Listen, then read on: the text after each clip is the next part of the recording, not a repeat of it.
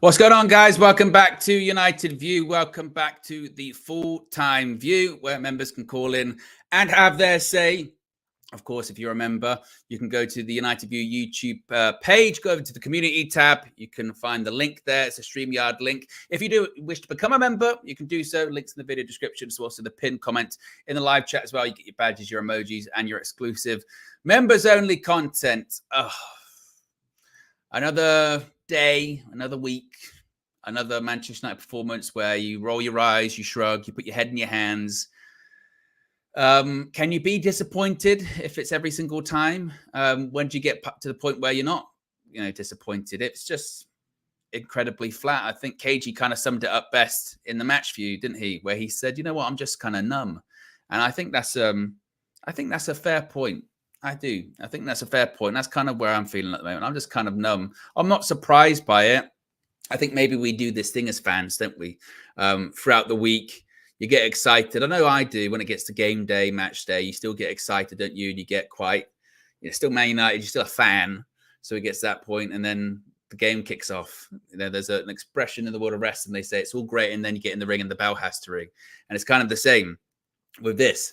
It's all great. We talk and we debate and we discuss, and then the whistle blows, doesn't it? And then we go, oh, we have to start playing football now.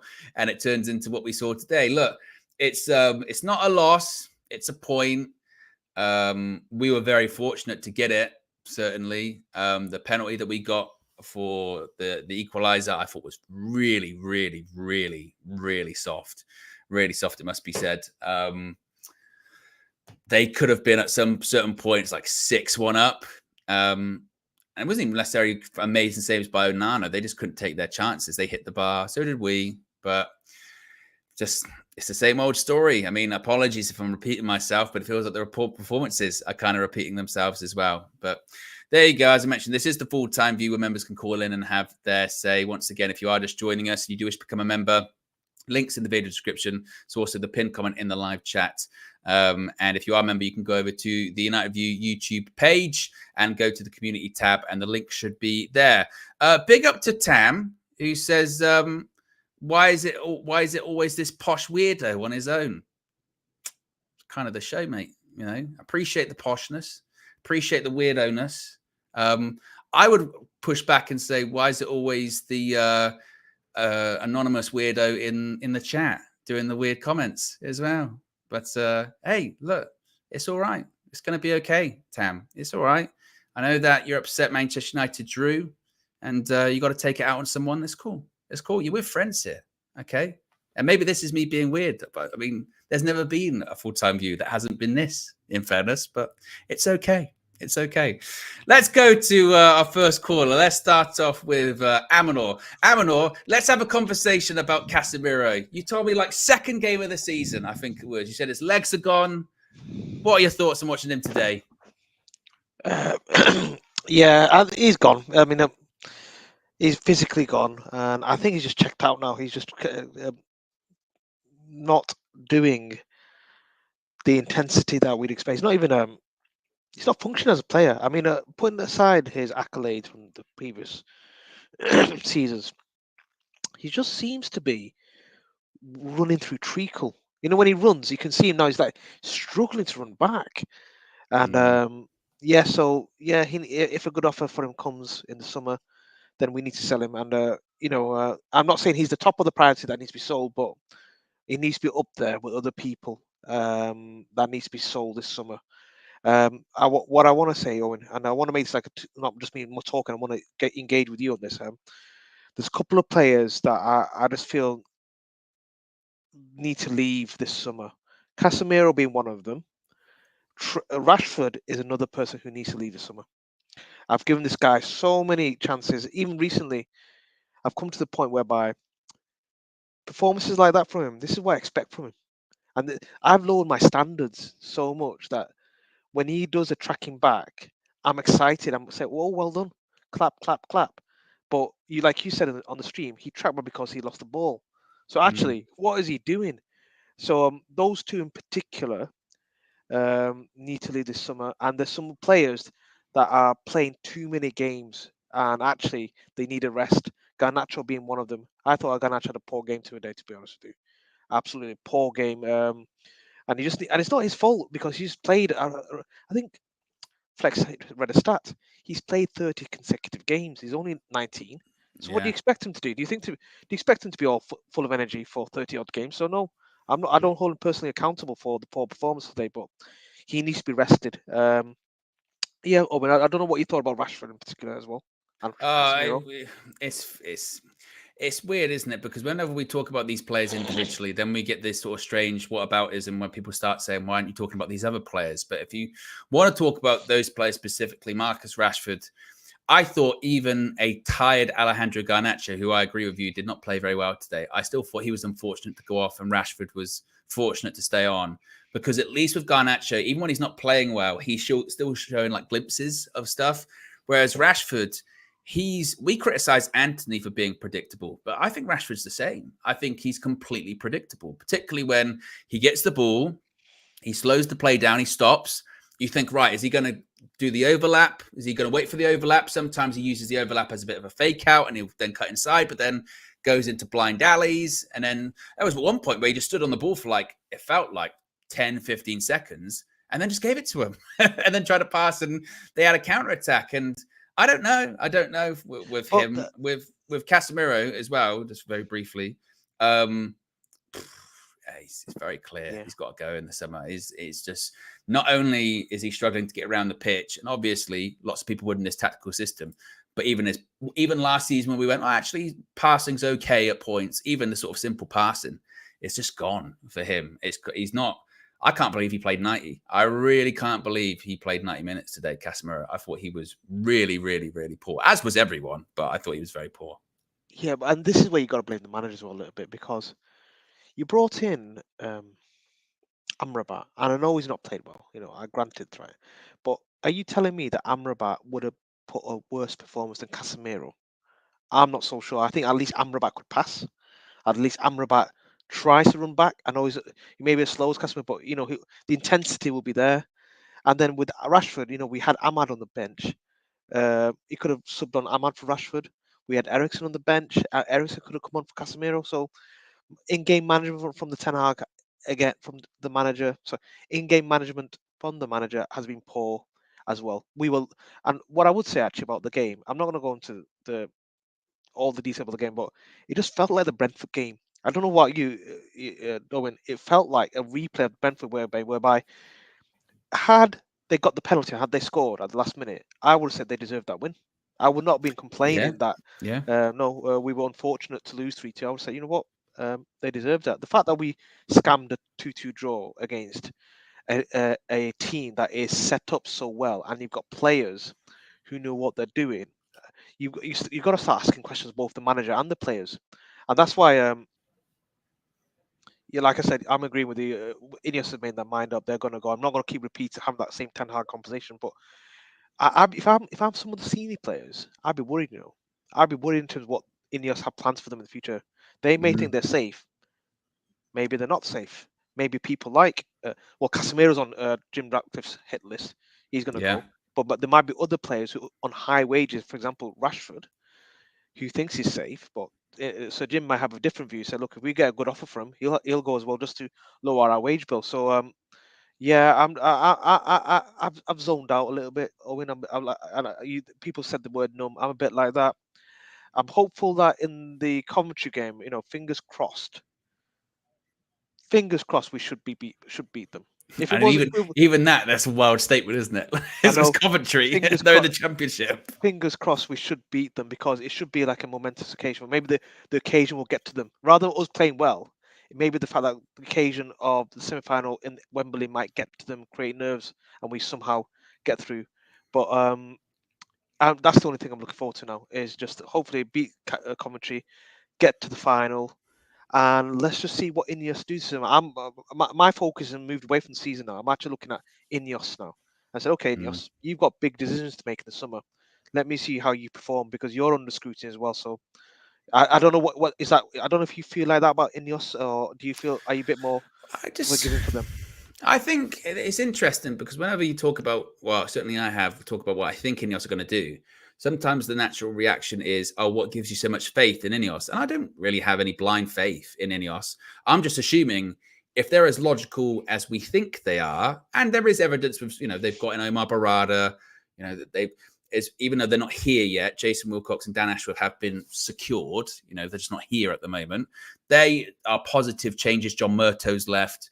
So I go, right, to me, they seem like they're at the very minimum logical, and they can actually see good and bad in terms of people at their abilities. So if that is the case, then there is no way they can watch what we've seen over the majority of the season, but really in the last 6 or 7 games, not only with the manager, but also with the players, and go, a lot of that's got to go. A lot of that's got to get rid of that. So that's why I think that I just think that they'll, as it feels like as the games go on, it just becomes easier for them to be like, oh, we're just going to go. We're going to change everything. We were in the process of changing anything everywhere. We'll change it. But it doesn't make it any less difficult to watch, does it? And it doesn't make you any less disappointed or angry or frustrated when you watch it, certainly. No, I think you're right. I mean, the analogy I'd use it, Owen, it's like Ten Hag's on probation and he's just failing his probation every month, every game. He's just giving them an excuse. And for me, even the players that I'm not even seeing players that are improving this season. I know last season, if Cash back last year, Dallo played well, Amrabat, Wan-Bissaka played well, Rashford had the season of his life because of Benny McCarthy, etc. This season, I'm just trying to think, who has the coaching staff improved? And I'm struggling because either players are playing through their ability, so Kamwala, Mainu, but I'm feeling like these players, the more they play under this system, the more they play with other players who are playing substandard, their standards drop as well. So I agree with you. In the summer, Ineos have got to make a decision about culture, the culture and our standards. And if they think Erik Ten Hag, and I think they know this. I don't want to say this. Ten Hag is not able to deliver our style of play, not able to raise the standard in the way that they want them to, then they will make that decision. But my only concern is, Owen, is like Liverpool looking for a manager. I actually don't know who would go for, and I'm shuddering the words of Southgate and Potter being mentioned to my club. So I just want to say that one. Oh, Aminal. Even if you mention them, I bring the shivers.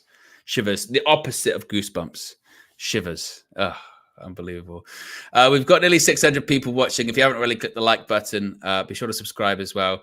We did hit, was it 164,000 subscribers during the match view, which is amazing. So I appreciate everyone that has clicked subscribe recently, and also everyone that's been interacting, getting involved as well. UV community is very diverse, full of different opinions, and that's the way we like it as well. Let's go to another call. Let's go to Sean. Sean, what do you make of today? Is it more of the same, or does anything stand out positively or negatively to you? I think more things stand out negatively than positively. I echo everybody else. I'm just numb at this moment on. I mean, look, I was supposed to go out today. My mates were just like, yeah, let's go out Saturday night. United have ruined Saturday night so many times for me. And this is just another time. It's just so tragic the way we play. And when, I've told you, right, because of my job, I get to talk to a lot of football clubs. Not at the level of United. I'm talking Championship or French second division or German mid-table clubs. Even they run better. We make everybody look like prime Bayern Munich. I mean, look, Bournemouth are a good team, but this thing happened at Brentford. We make very, very mediocre teams look very good, and that is just inexcusable. And I just lost for words at this moment. Yeah, that's what it feels like, isn't it? It's a loss for words. It's a numbness, but we've got to find some words. I mean, that's why we're here. Where'd you start? I mean, we've spoken about Casemiro, spoken about Rashford. Talk to me about Bruno. Talk to me about Bruno Fernandes, because did we see the best and the worst of Bruno? Because he scored 2 goals today, and that's what Bruno does. But then if you looked at his overall play in the game, he still did Bruno Fernandes things, which can be very frustrating. So did once again we see the best and the worst of Bruno in the space of 90 minutes? You know, one thing that I always refer to Bruno as, that I always sometimes feel like he's a striker playing as a midfielder, because he has the ability to have the entire game bypass him and then come up with moments, because he's got that talent to really, get an impact. Now, before I talk in detail about Bruno, I would like to mention one particular metric that we use constantly to judge football teams. We call that PPDA, passes allowed per defensive action. So basically, they measure the pressing that a defensive team puts on the opposition players. Obviously, Arsenal, City have very less PPDA, which means they're very good in defensive intensity. We've got one of the highest PPDAs in the league. That's inexcusable. We allow so many passes before we have a defensive action, and you saw that. The likes of Justin Kluivert, who, by the way, is a decent player, to be fair, Dango Tara, even Luis Sinisterra, these men were having a free reign at our back four. We made the Ryan Christie look like a way better player than he is. I've seen Ryan Christie play. He is not a good player. We made him galvanize through our midfield, run past it like it was nothing.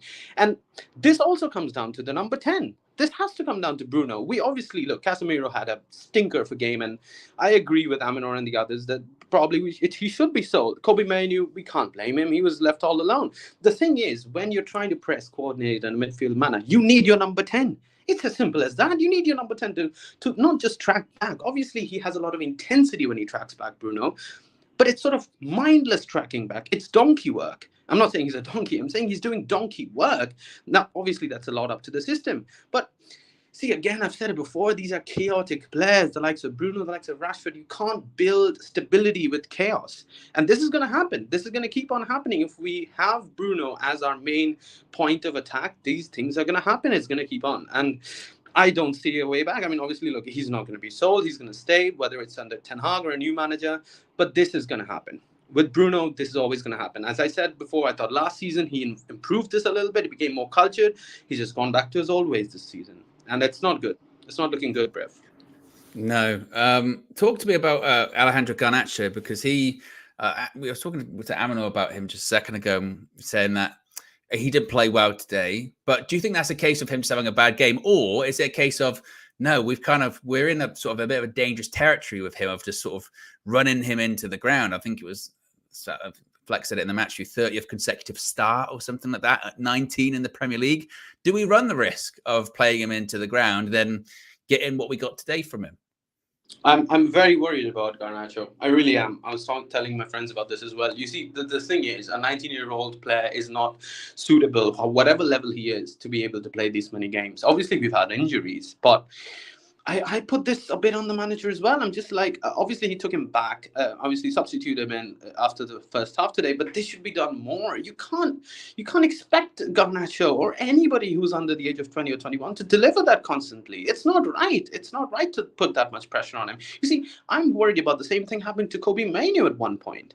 Because if he's going to be played constantly and in this quote-unquote intensity, it's going to have an effect. It's going to have an effect on their long-term careers, which is what I'm worried about. This season is a write-off. I couldn't care less about this season. But in the future, we cannot do this. We cannot absolutely do this. And I think today, to be fair, probably Anthony would have started ahead of Rashford if he were fit. But even then with Garnacho, it's just, look, I mean, I know people are attributing his fault to the first goal. But for a 19-year-old, these things will happen. Then you can't expect consistency from them. And if we do, it's a bonus. These are bonuses, all right? These are bonuses in the way Kobe is playing, the way Garner is playing, the way Kambawala, okay, I know he had made a mistake, but overall the way they're playing.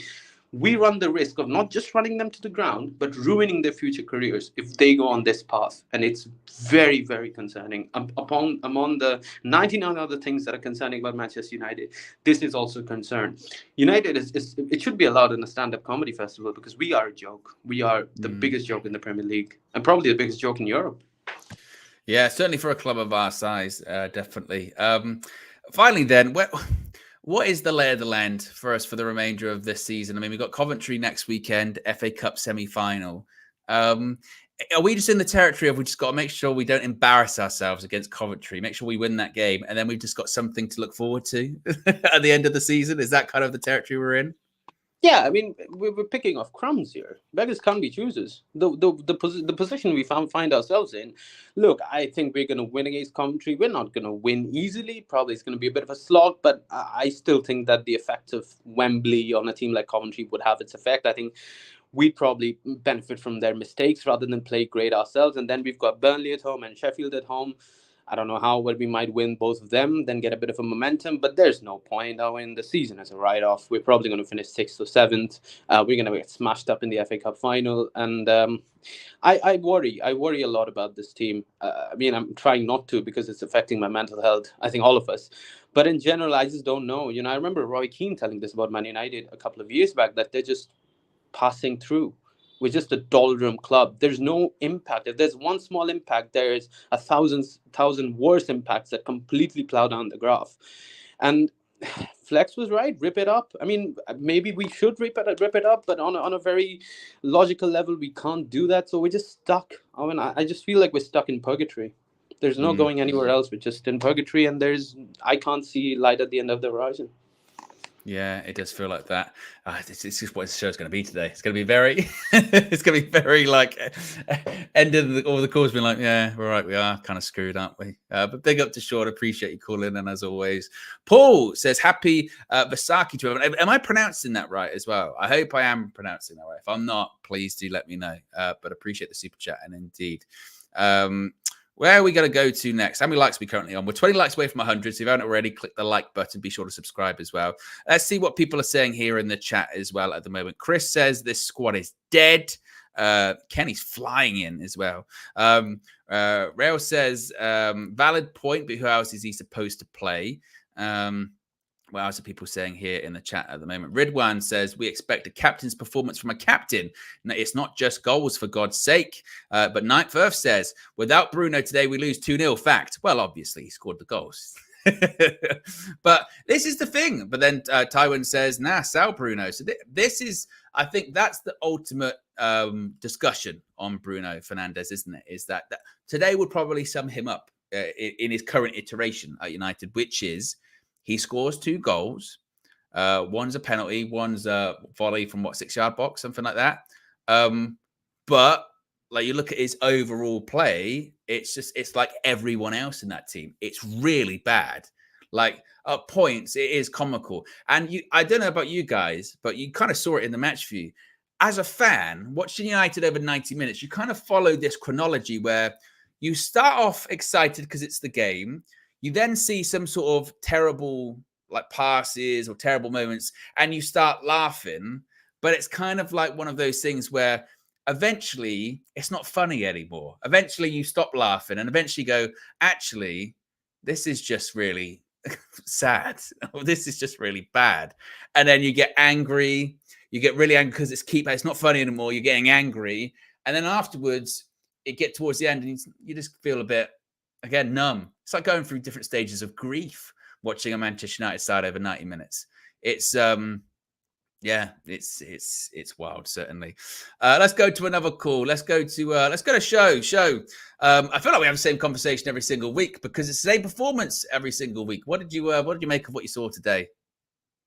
Yeah, like Flex said during the game, another week, another basketball, tennis, ping pong, not football anyway, that's for sure. But yeah, it's like you said, we're having the same conversation every week. And today we were lucky to get a draw. I mean, it's sad saying that 2-1 down at halftime flatters us away to Bournemouth. That's the sad reality of it. It should have been 6-1 down at halftime. The second half was probably a bit more even, if I'm being kind. I still thought Bournemouth were probably the better team, but they didn't create as much against us in the second half. But yeah, it's just another poor performance in a long line of poor performances where we see the same issues that we've been seeing all season. Like, I mean, I don't know how well you remember the opening Monday night game against Wolves. Yeah. If you go back to that game and watch today's game, nothing's changed. The only thing that's changed is time. That was 8 months ago. That was in August. We're now in April. But nothing's changed. Nothing's changed in the performances. If anything, they give. Actually, not if anything, they've gotten worse.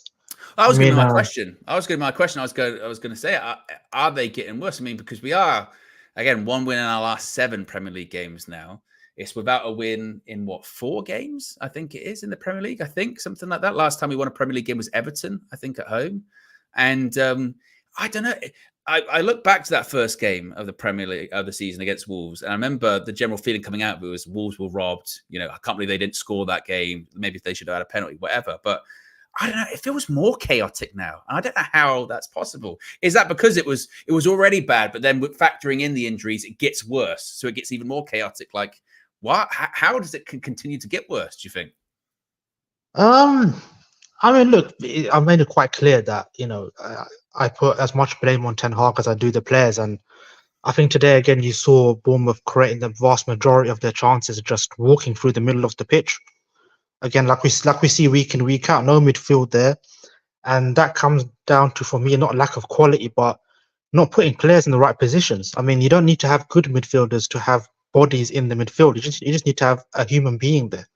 And the fact that we never see a midfield, defensively in transition, it's been an issue for us all season. I mean, when you've got one of the worst managers in Premier League history, Frank de Boer, coming out and saying, when opposition midfielder is on the halfway line against Man United, you're probably going to assume he's going to run to the edge of the box unchallenged. It says a lot. I mean, it's been called out all season. I mean, in another horrific stat, we've faced 241 shots in our last 10 games. 10.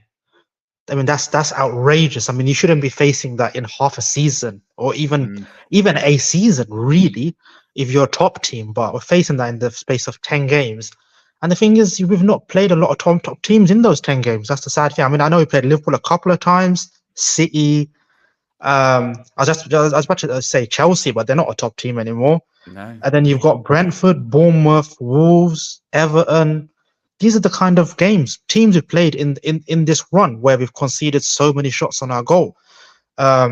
Which is the kind of point I've been trying to focus on the calls when I've been calling into the past couple of weeks, is that I've been focusing on the performances against the bottom half teams, because that's the thing that where I look at and I go, I just don't see the future with this manager. Because again today, but I like Bournemouth the way they play under Areola. He's done a really good job with them, but we shouldn't be going to Bournemouth and getting outplayed like that.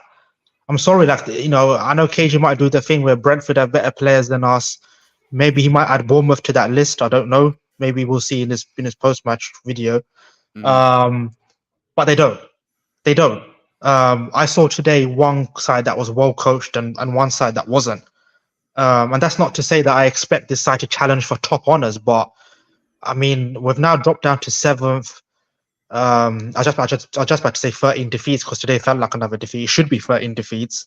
It's just, I don't know. I don't see the future path. I don't and even next season, it's like, oh well, we'll just go again under Ten Hag next season.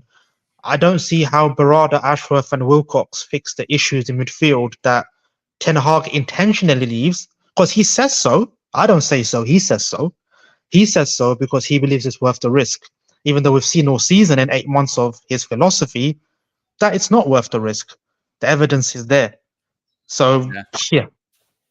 No, it's true. And I was just thinking while you were talking there, like it is those games against those lower teams or those bottom half teams that are the most alarming. Because if you think back to that Brentford game, and today was quite similar to the Brentford game, really. These aren't great teams. So that Brentford side at the time was one of the least informed sides in Europe, and they're playing. It looked like they're playing like as prime Barcelona, and they're peppering us with shots. And it feels like all of these sort of lesser teams, when they play us, say the same thing when it gets to half time, which is how have we not scored more? How are we not winning, or how are we not winning by 4 or 5 goals? And I suppose then my follow-up question is now then, like, what do then you expect for the rest of the season? Do you expect this is just going to be it until the end of the season? It's just going to be, again, the freestyle football. And are we just looking forward to, hopefully, an FA Cup final? But you never know what could happen next week. I mean, if we've been playing like this for 8 months, we're going to be playing like this for another 7 games. That's just... I mean, I was saying to you even 2 months ago when we were doing that scumbag run of that 5 games, when we were winning and everyone going, oh, why are you being negative? We won. I was saying to you during then, the performances are shit. That if we play like this going forward, we're not going to win. And lo and behold, 1 win in 7 games. Like, it's not a coincidence. The performances have caught up to us. We can no longer win games anymore playing like this. So that is going to continue and it doesn't even have to be top opposition, because we've seen that every team does this to us. Maybe barring Sheffield United, maybe. Although, I mean, they're coming to, I don't know, I think we played them. When we played them at Bramall Lane, that we kind of struggled through well, that one, exactly. And when we played Burnley at Turf Moor, they outplayed us for most of that game. And they're garbage. So, I mean, this is the thing. Yeah, we're going to see that in the league for the rest of the season. The only thing we have to hope is that we've got another 2 games to play in the FA Cup. We definitely have 1 more game to play in the FA Cup. And I think it says a lot that, I'm not having a go at them, but it says a lot that there's fans that are hoping for a win against Coventry. Hoping. We should never be saying that. Because you never know. And that's not to sound arrogant, Owen, but if you're playing, I know it's like, okay, we're not the same Man United, but Man United against Coventry is a total mismatch. It is. And we shouldn't be saying we're hoping for a win against Coventry, but the fact is that match is going to be closer than a lot of people think. And I don't know, I've got to disagree with some of the previous callers who say that Coventry might get nervous at Wembley. I don't see why they'll get nervous. They've got nothing to lose. We're the ones who have everything to lose. They've played at Wembley quite a bit as well recently. They're in the playoff finals last season. Year. And I think also as well, I think the way we're playing, it's the ultimate confidence booster for them, really, isn't it? It's, I tell you what, actually, we feel we can get United because look how they're playing. Of course we can have a go.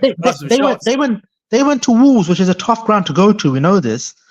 And let's be honest, they deserve to win that game. They create loads of chances that game, and Wolves are they're not horrible. So they're going to be playing us thinking, look at all this space they give us in midfield. Big Wembley pitch as well. They're going to have chances. For sure they are. Yeah, no, it's true. Big up, show. Appreciate you calling in as always. Long-time member, supporter of the channel. A couple of super chats here. Amanor says, Erik ten Hag tactic in theory is fantastic, but in reality, poo. George says, Erik ten Hag says Maguire was struggling from the start and we have no leadership, or we had no leadership. Oh, you're telling me we don't have any leadership. It's not good, is it? Let's get some positivity. Let's go to Chalaboy Comics. Chalaboy Comics, can you give me anything positive today? Can you give me anything to smile about? Yeah, I can give you some stuff to smile about. Of course, not the result, because that is bitterly disappointing, and it's very frustrating, this performance, because of how we operate as a team is that we do the right thing sometimes. We don't do it all through the game. And I want to, there's some things that have been said that I agree with from previous callers, but I want to actually push really hard against on the Bruno criticism that he's receiving, because I thought he was honestly our very best player today, because of what the game demanded from us, to show. And what I mean by that is, when you look at Willy Kambwala, he's a very religious guy. He posts the Bible, a lot. He should be saying his prayers that this game didn't end in a loss, because he struggled, and that is a understatement, right? And I don't want to dig in on him, because yes, of course he's going to struggle. This is his second start, in the Premier League or something like that, first 3 or so. But he was not connected with the rest of the team in terms of when to press. He was sort of lost. If you look at the goal we conceded, where Dalot goes to press and then he's done, with the pass in behind. Kambwala was marking no one. He was standing, and every other Man United was occupied, but Kambwala wasn't there. When you have the routines, not to sound like Erik ten Hag disciple, but when you have the routines of a regular centre-back who knows how to operate in that situation, that chance isn't a chance, right? And the tactic that they used is that they targeted him throughout the whole game. They played, like people have mentioned, a Brentford sort of style, where when we would press, they would just go long and target our right centre-back and hope to win a duel or a second ball. When the game turns into that level of play, the personal responsibility of the player has to increase. You have to win that ball. You have to win that second ball. And I feel that Willy struggled quite a bit. And when you couple it in with Garnacho's performance, because he was also very late in presses, sometimes he wouldn't be positioned right and react well. And I think that was due to fatigue, and which is why I think it was the good decision for him to get off, because he was struggling in terms of fatigue, and we needed more, better quality under the press. And I think Ten Hag showed good management by bringing in Ahmed immediately at halftime, because that gave us more control of the ball, which we then started to see in the in the second half. So now that brings me to my initial point of why Bruno is the most important, because when the game was getting away from us and we had individuals that were losing their head, Casemiro was getting nervous, our passes weren't going through, Bruno actually came to the center back and said, Willie, enough is enough. I'm taking control of the situation. Me and Harry are going to get us up the pitch. And when he started doing that with more vigor, more leadership, our team started playing better. So I think without him, outside of the goals he scored, he coached Willie Kambwala through the rest of that game, because what we got from Maguire, I would have expected more of what Bruno showed, but Maguire just took care of his own performance, said, I'm going to play well and give you stability next to you. But in terms of someone lifting him up, I think Bruno did that. So I was proud of that performance by Bruno. What do you make of Casemiro? Obviously, he's got a lot of criticism coming out of this game today, because it feels like the decline for him, it gets expedited every single game, and the fall off is even faster and faster, and he makes more mistakes or more misplaced passes. Do you chalk that down to it's just not working out for him now, and he's probably got to go in the summer? Is it a tactical thing? What do you make of his performance? So with, it was interesting because Casemiro, what he did provide was a little bit of know-how in his positioning around Kambwala and helping contain those dangerous situations around our team. But when he has the ball, it's not a coaching thing, because he's capable of that pass. That should be a pass that a professional who's played at the highest level at Real Madrid should be making. But it seems that he's having maybe personal doubts where he knows he's not playing well and it's exacerbating the situation. He needs to come out of that, because the in possession quality is just not there. You have to be better, right? And I think he's capable of better. So I don't want to.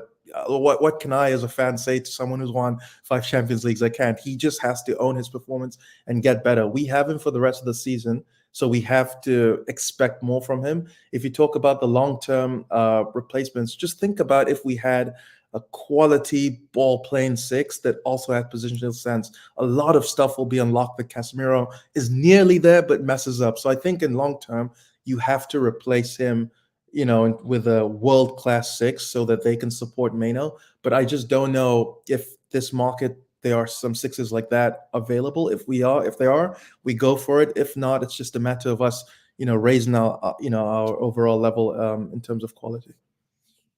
How are you feeling about the FA Cup coming up? I mean, because some people are saying, look, after this performance today, I know that we're meant to be, they're a championship side. We shouldn't worry about that. But do you have any concerns about that, considering how we are playing at the moment?